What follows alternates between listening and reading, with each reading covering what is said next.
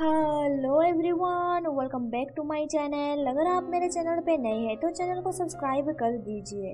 आज मैं उस रिवार्ड मांगा का हिंदी एक्सप्लेनेशन करूंगी। ये वीडियो पार्ट 12 है। बाई जियाओ को बोलता है, तुमने मुझे निश्चित रूप से उपस्थित होने के लिए कहा और कहा कि ये एक सरप्राइज है। ये सरप्राइज ही है। इतने सालों के बाद मैं अपने पुराने क्लासमेट को देख पा रहा हूँ। तभी एक क्लासमेट बाई को बोलता है, तुमने अपने बाल क्यों काट दिए? तुम्हारे बाल पहले अच्छे थे। बाई बोलता है, डॉक्टर के लिए लंबे बाल इनकन्वीनियंट है। वैसे क्या मैं इन छोटे बालों में अच्छा नहीं लग रहा हूँ? वो क्लासमेट बोलता है, तुम बहुत ही ज्यादा अच्छा लग रहे हो। तभी एक लेडी आके जियांग को बोलती है, तुम बाई को क्यों नहीं समझाते? उस समय तुमने मेरे लिए बस एक गोली ली थी। जियांग बोलता है, मुझे ऐसा लग रहा है जैसे वो अब मुझसे बात नहीं करना चाहता। वो क्लासमेट बाई को बोलता है, तुम मुझे अपने हाथ क्यों नहीं दिखाते? मैं तुम्हारा हाथ पढ़ सकता हूँ एंड मैं जो भी बोलता हूँ वो एक्यूरेट रहता है। बाई बोलता है, श्योर। ये सुन के वो लेडी जियांग को बोलती है, तुम्हें जाना चाहिए। तुम्हें एकेडमिक कमेटी मेंबर का कैरेक्टर के बारे में तो पता ही है। वो लोग इनोसेंट प्रिटेंड करते हैं पर एक्चुअली में वो लोगों को डिसीव करते हैं। जियांग बोलता है, वो कमेटी मेंबर बस उसका हाथ पढ़ रहा है एंड बाई ने मुझे अभी तक फॉरगिव नहीं किया है। अगर मैं अभी उसके पास जाऊंगा तो फिर वो मुझ पे गुस्सा करेगा। वो क्लासमेट बाई को बोलता है, यहाँ का लाइट डिम है, हम दोनों होटल रूम क्यों नहीं चलते? वहाँ का लाइट अच्छा रहता है। ये सुन के बाई जियांग की तरफ देखता है। वो देखता है कि वो उस लेडी के साथ बात कर रहा है, इसीलिए वो अपने क्लासमेट को बोलता है, ठीक है, वैसे भी ये प्लेस बोरिंग है, चलो हम चलते हैं। वो क्लासमेट बाई के कमर में हाथ रखते हुए बोलता है, मैं तुम्हें वहां तक ले जाऊंगा। ये देख के जियांग को बहुत ही ज्यादा जेलस फील होता है। वो लेडी जियांग को बोलती है, वो दोनों यहाँ से जा रहे हैं। मुझे एकेडमिक कमेटी मेंबर के बारे में पता है, वो पर्सन जरूर उसे एक होटल लेके जाता होगा। जियांग बोलता है, ये बाई का फ्रीडम है, मैं इंटरफेयर नहीं कर सकता। मैं बस उसके नज़र में क्रिमिनल हूँ। मैं उसका बॉयफ्रेंड नहीं हूँ एंड उसके डिसीजंस पे मैं कोई एक्शन नहीं ले सकता। वो लेडी बोलती है, क्या तुम अपने वाइफ को किसी दूसरे मर्द के साथ होटल जाते हुए देखना चाहते हो? ये सुन के जियांग बहुत ही ज्यादा परेशान होने लगता है। वो तुरंत होटल रूम पहुंच जाता है। जियांग डोर को जोर से नॉक करते हुए बोलता है, वुई, मुझे पता है तुम अंदर में हो एंड तुम बाई के साथ क्या करने वाले हो। तभी बाई डोर ओपन करता है एंड उसे बोलता है, क्या कुछ गलत हुआ है? तभी वुई भी आ जाता है एंड बाई के शोल्डर पे हाथ रखते हुए बोलता है, प्रेसिडेंट आप यहाँ पे क्या कर रहे हैं? जियांग बाई का हाथ पकड़ के बोलता है, तुम मेरे साथ चलो, मुझे पता है तुम इस तरह के पर्सन नहीं हो। बाई बोलता है, बहुत साल गुजर चुके हैं एंड तुम्हें कैसे पता कि मैं किस तरह का पर्सन हूँ? बाई अपना हाथ विड्रॉ करते हुए बोलता है, क्या तुम्हें लगता है कि मैं वही सेम पर्सन हूँ जो तुम्हारे लिए वेट कर रहा हूँ? देन वही बाई को रूम के अंदर ले जाते हुए बोलता है, बहुत लेट हो चुका है, मैं तुम्हें बाहर नहीं जाने दे सकता। ये बोल के वो डोर क्लोज कर देता है। इससे जियांग बहुत ही ज्यादा सैड हो जाता है एंड वो बाई का नाम पुकारते हुए रोने लगता है। देर के बाद जियांग होटल से बाहर निकल जाता है। बाई उसे देख रहा होता है। वही उसे बोलता है, तुमने जैसा कहा था मैंने वैसा ही एक्ट किया, मुझे इसके लिए बेनिफिट मिलेगा ना? बाई बोलता है, श्योर। ये बोल के वो उसे पटक देता है एंड उसे बोलता है, अगर तुम्हारा हड्डी टूट जाएगा तो तुम मेरे क्लिनिक पे आ सकते हो, मैं तुम्हें 30% डिस्काउंट दूंगा। इधर हमें जियांग को दिखाया जाता है, वो आन के साथ है।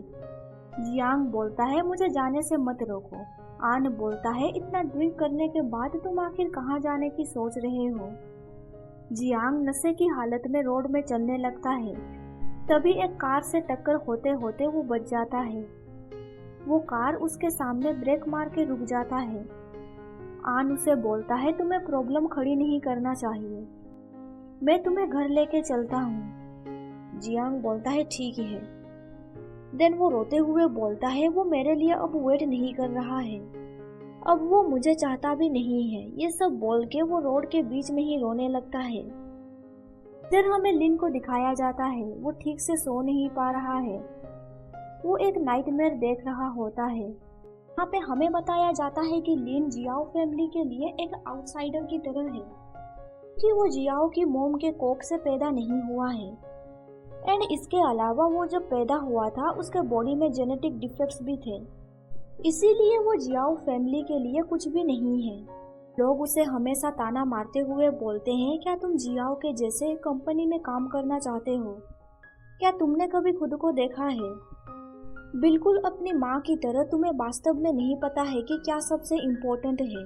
जियाओ फैमिली का सरनेम तुम्हें रियासत में मिला है, इसीलिए तुम खुद को जियाओ फैमिली का हिस्सा मत समझो।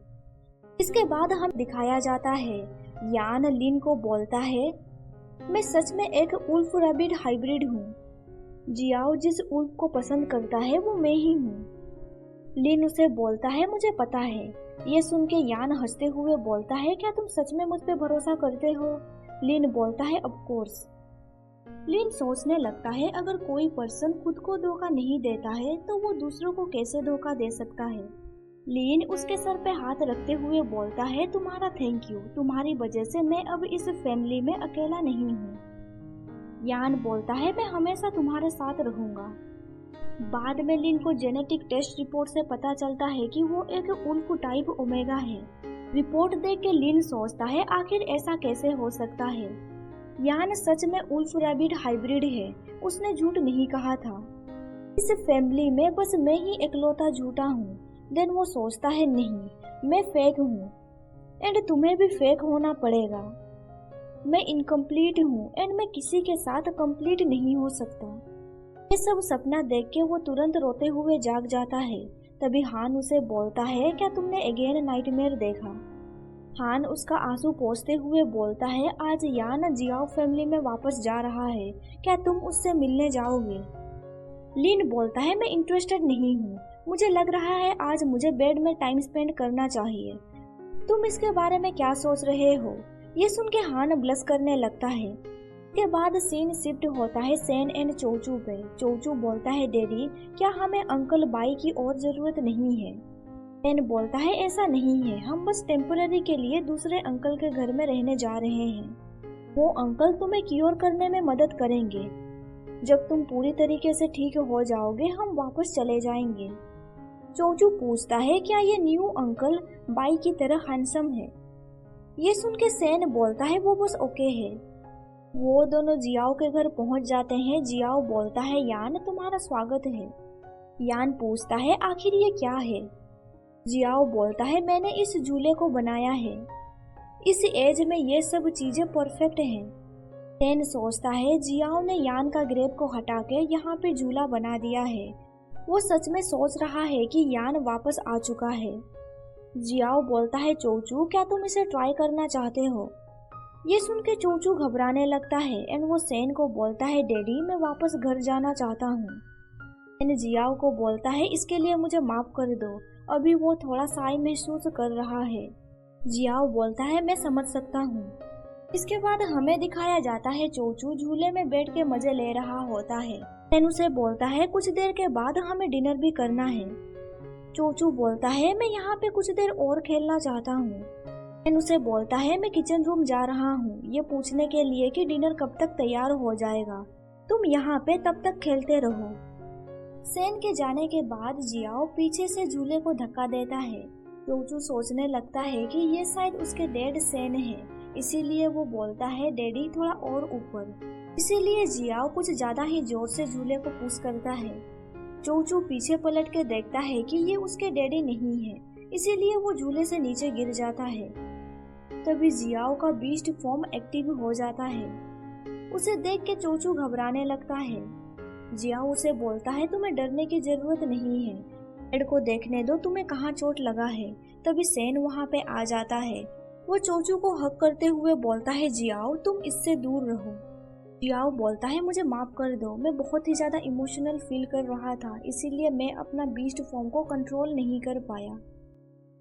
सेन गुस्से से बोलता है, तुम अगली बार चोचू से प्राइवेटली मत मिलना। तुम खुद को देखो, तुम अपने फेरोमोन्स को भी कंट्रोल में नहीं कर पा रहे हो। आखिर तुम कैसे एक बच्चे के साथ क्लोज हो पाओगे?